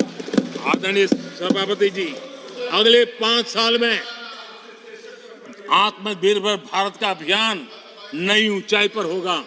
देश हर क्षेत्र में आत्मनिर्भर होता नजर आएगा। आदरणीय सभापति जी, आने वाले 5 साल में मेड इन इंडिया सेमीकंडक्टर दुनिया में हमारी गूंज होगी। इलेक्ट्रॉनिक हर गुड्स में वो चीप होगी जिसमें किसी न किसी भारतीय का पसीना होगा। आदरणीय साहब, दुनिया के इलेक्ट्रॉनिक बाजार में एक नई गति का सामर्थ्य आने वाले 5 साल में देश देखेगा। आदरणीय सभापति जी, आज देश लाखों करोड़ रुपए का तेल इंपोर्ट करता है। अपनी ऊर्जा जरूरतों के लिए हम ज्यादा से ज्यादा आत्मनिर्भर बनने की दिशा में काम करेंगे और मुझे विश्वास है हम ऊर्जा जरूरतों पर जो डिपेंडेंसी है वो कम करने में सफल होंगे। इसे इतना ही नहीं, आदरणीय सभापति जी, ग्रीन हाइड्रोजन अभियान, हम दुनिया के बाजार को लालायित करने की दिशा में आगे बढ़ रहे हैं। हमारा ग्रीन हाइड्रोजन ऊर्जा जरूरतों को पूरा करने का सामर्थ्य रहेगा। इथेनॉल की दुनिया में हम तेजी से आगे बढ़ रहे हैं। हम 20% का लक्ष्य प्राप्त करके हमारे लोगों को ट्रांसपोर्टेशन में सस्ता मिले, इसकी व्यवस्था होगी। आदरणीय सभापति जी, जब मैं 20% इथेनॉल की बात करता हूं, उसका सीधा लाभ मेरे देश के किसानों को होने वाला है। किसानों की नई मजबूती मिलने वाली है। देश के हजारों करोड़ रुपए आज खाद्य देते हैं। हम कृषि प्रधान देश तो कहते हैं, लेकिन आज भी हजारों करोड़ रुपयों का खाने का तेल हमें बाहर से लाना पड़ रहा है। हमारा देश के किसानों पर मुझे भरोसा है और मुझे पक्का भी जो नीतियों को लेकर के हम चलते हैं, एडिबल ऑयल में मेरा देश बहुत एक आत्मनिर्भर 5 साल में हो जाएगा और जो पैसा बचेगा मेरे देश के किसान की जेब में जाएगा, जो आज विदेश के बाजार में जाता है। आदरणीय सभापति जी, केमिकल की खेती के कारण हमारी धरती माँ को बहुत नुकसान हो रहा है। आने वाले 5 साल में नेचुरल फार्मिंग की तरफ देश के किसानों को ले जाने में हम सफलतापूर्वक आगे बढ़ेंगे। एक नया जागृति का काम होगा, हमारी धरती माँ की भी सुरक्षा होगी। आदरणीय सभापति जी, नेचुरल फार्मिंग बढ़ने से दुनिया के बाजार में भी हमारे उत्पादों की ताकत बढ़ने वाली है। आदरणीय सभापति जी, यूएन के माध्यम से मैंने मिलेट का अभियान चलाया। श्री अन्न तक के राते आज हमने उसकी पहचान दी है। मैं वो दिन दूर नहीं देखता हूं, जबकि आने वाले 5 साल में दुनिया के बाजार में सुपर फूड के रूप में मेरे गांव के छोटे छोटे किसानों के द्वारा पैदा हुआ मिलेट, श्री अन्न, दुनिया के बाजार में प्रतिष्ठा होगी, सुपर फूड की प्रतिष्ठा होगी। आदरणीय सभापति जी, ड्रोन खेतों में एक नई किसानों की ताकत बन करके उभरने वाला है। 15,000 ड्रोन दीदी का कार्यक्रम ऑलरेडी हम लॉन्च कर चुके हैं। ये तो शुरुआत है, आगे बहुत सफलता दिखती है। आदरणीय सभापति जी, हम नैनो टेक्नोलॉजी को एग्रीकल्चर में लाने में प्रयोग अब तक सफल हुए हैं। हमने नैनो यूरिया में बहुत बड़ी सफलता पाई है, नैनो डीएपी की दिशा में सफलता पाई है और आज एक बोरी भर खातर लेकर के घूमने वाला किसान एक बोतल के खातर से काम चला लेगा, वो दूर नहीं है। आदरणीय सभापति जी, सहकारिता क्षेत्र में हमने एक नई मिनिस्ट्री बनाई है। उसके पीछे इरादा है कि एक सहकारिता का पूरा जन आंदोलन नई ताकत के साथ उभरे और 21वीं सदी की आवश्यकता के अनुसार उभरे, उसको भी हम, और उसका सबसे बड़ा लाभ हम 2 लाख भंडारण का काम जो हाथ में लिया है, जब 5 साल के भीतर वो पूरा हो जाएगा, छोटा किसान को भी अपनी पैदावार को रखने की जगह मिल जाएगी। किसान तय करेगा किस भाव से बाजार में बेचना है, नहीं बेचना है। उसको जो बर्बाद होने का डर था वो खत्म हो जाएगा और किसान की आर्थिक ताकत बढ़ जाएगी। पशुपालन और मछली पालन पक्का मैं कहता हूँ नए रिकॉर्ड बनाने वाले। आज हमारे यहाँ पशु की संख्या है, लेकिन दूध की उत्पादन कम है। हम इस स्थिति को बदल देंगे। फिशरिंग एक्सपोर्ट करने की दुनिया में हम बहुत बड़ी तेजी से विकास करेंगे, ये भी मेरा पूरा विश्वास है। हमने एफपीओ की जो रचना का प्रारंभ किया है, अनुभव बहुत अच्छा है। 5 साल के भीतर किसानों की एक नई संगठन की शक्ति और कृषि उत्पादन में वैल्यू की ताकत, ये लाभ मेरे देश के किसानों को अवश्य मिलने वाला है। आदरणीय सभापति जी, G20 की सफलता ने साफ कर दिया है और दुनिया में कोविड के बाद जो खुलापन आया, उस खुलापन का सबसे बड़ा लाभ हमने देखा है कि विश्व का ध्यान भारत की तरफ गया है और इसलिए एक बहुत बड़ा क्षेत्र टूरिज्म आने वाले दिनों में होने वाला है और जो सबसे ज्यादा रोजगार देने वाला है। आज विश्व के कई देश है जिसकी पूरी इकोनॉमी टूरिज्म पर निर्भर है। भारत में भी बहुत से राज्य ऐसे बन सकते हैं जो उनकी पूरी इकोनॉमी का सबसे बड़ा हिस्सा टूरिज्म होगा और वो दिन दूर नहीं है। जिन नीतियों को लेकर के हम चल रहे हैं, भारत एक बहुत बड़ा टूरिस्ट डेस्टिनेशन बनने वाला है। आदरणीय सभापति जी, जिसका हिसाब किताब पहले बहुत कम हुआ करता था, जिसकी बातें सुन करके हमारी मजाक उड़ाई जाती थी, जब मैं डिजिटल इंडिया की चर्चा करता था, जब मैं फिनटेक की चर्चा करता था, तब मैं जरा आउट ऑफ बॉक्स की बातें कर रहा हूं, ऐसा लोगों को लगता था। आउटडेटेड सोच वालों के लिए सामर्थ्य का अभाव था। लेकिन मैं पूरा विश्वास से कहता हूं आदरणीय सभापति जी, आने वाले 5 वर्ष डिजिटल इकोनॉमी की दुनिया में भारत का डंका बजने वाला है। भारत एक नई शक्ति है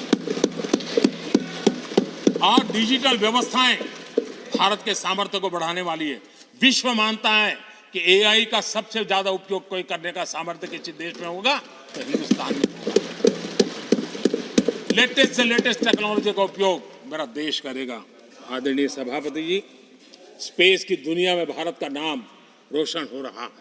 हमारे वैज्ञानिकों का पराक्रम नजर आने वाला, और आने वाले 5 साल का जो कार्यक्रम है ना, मैं आज उसको शब्दों में बयान नहीं करना चाहता हूं, लेकिन विश्व को अचंभित करने की दिशा में हमारे वैज्ञानिक स्पेस की दुनिया में भारत को ले जाएंगे, ये मेरा पक्का विश्वास है। आदरणीय सभापति, ग्रास रूट लेवल की इकोनॉमी में बहुत बड़ा बदलाव, 10 करोड़ स्वयं सहायता जूथों में हमारी माताएं बहनें जुड़ी हो, और 3 करोड़ हमारी लखपति दीदी, ये अपने आप में हमारे बेटियों के उत्कर्ष की गाथा लेकर।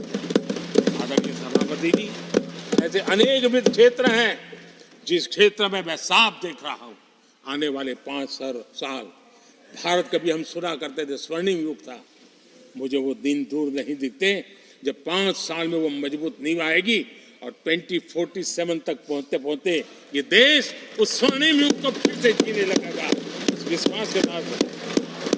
आदरणीय सभापति जी, विकसित भारत ये शब्दों का खेल नहीं है, ये हमारा कमिटमेंट है, और इसके लिए हम समर्पित भाव से, हमारी हर सांस उस काम के लिए है, हमारी हर पल उस काम के लिए है, हमारी हर सोच उस काम के लिए समर्पित है। उसी एक भावना के साथ हम चले हैं, चल रहे हैं, चलते रहेंगे, और देश आगे बढ़ता रहेगा, ये मैं आपको विश्वास देता हूं। आने वाली सदियां इस स्वर्ण काल का इतिहास में अंकित करेगी, ये विश्वास मेरे मन में इसलिए है, देश की जनता का मिजाज मैं भली भांति समझ पाता हूं। देश बदलाव के 10 साल के अनुभव को देखा है, एक एक क्षेत्र में जो बदलाव देखा है, वो तेज गति से बदलाव जीवन के हर क्षेत्र में नई ऊंचाइयां, नई ताकत प्राप्त होने वाली है, और हर संकल्प को सिद्धि तक पहुंचाना ये हमारी कार्यशैली का हिस्सा है। आदरणीय सभापति जी, मैं फिर एक बार इस सदन में आप सबने जो विचार रखे, उसके कारण देश के सामने सत्य रखने का मुझे जो अवसर मिला, और डंके की चोट पर सत्य रखने का अवसर मिला, और सदन की पवित्रता के बीच रखने का अवसर मिला है, संविधान की पूरी साक्ष्य रख करके ये विचार रखने का अवसर मिला है। मुझे विश्वास है कि देश जिनकी वारंटी खत्म हो गई है, उनकी बातें सुन नहीं सकता है, जिसकी गारंटी की ताकत देखी है, उसके विचारों के भी विश्वास करते हुए आगे बढ़ेगा। फिर एक बार आदरणीय सभापति जी, आपका हृदय से आभार व्यक्त करता हूं, और आदरणीय राष्ट्रपति जी को मेरी तरफ से उनके व्याख्यान के लिए आदरपूर्वक अभिनंदन और आभार व्यक्त करते हुए मैं मेरी वाणी को विराम देता हूं। बहुत बहुत धन्यवाद।